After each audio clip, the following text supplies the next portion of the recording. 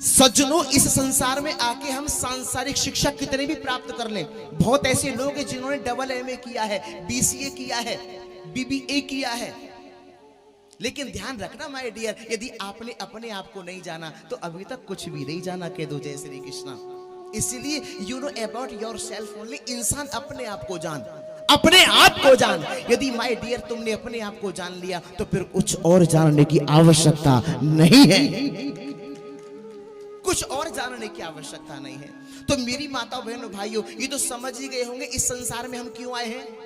इस संसार में हमारे आने का उद्देश्य है परमात्मा को पाना और असलियत को जानना। सही है। अब आप अपने आप से पूछे, क्या हमने असलियत को जाना? नहीं। परमात्मा को पाया? बोले नहीं। आपने कुछ भी जान लिया,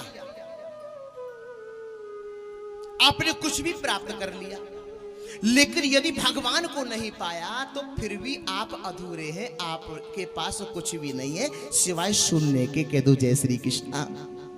इसीलिए मेरी मैयाओं, बहनों, भाइयों, हरि भक्तों, कबीर बाबा ने बड़ी सुंदर बात कही। कबीर दास जी ने मालूम है क्या कहा? कबीर बाबा कहते हैं, सुनो, कि कबीरा सब जग निरेधना और धनवंता नहीं कोई, और धनवंता सोई जानिए जाको राम नाम धन हो। कबीर बाबा ने कहा कि कबीरा सब जग निर्धना और धनवंता नहीं कोई। तो लोगों ने कहा कि बाबा क्या कह रहे हो, यहां तो बड़े बड़े लखपति करोड़पति लोग रहते हैं। लेकिन कहा नहीं, बोले ये गरीब है, और ये गरीब ही नहीं है, ये परम गरीब है।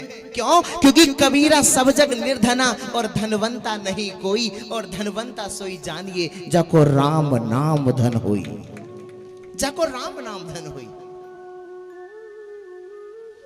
इसीलिए यदि आपके पास में राम के नाम का धन है, आपके पास में कृष्ण के नाम का धन है, तो माय डियर आप सबसे बड़े धनी हैं। और यदि आपके पास में राम के नाम का धन नहीं है, आपके पास कृष्ण के नाम का धन नहीं है, तो आपके पास कुछ भी नहीं है। हमेशा ध्यान रखिएगा।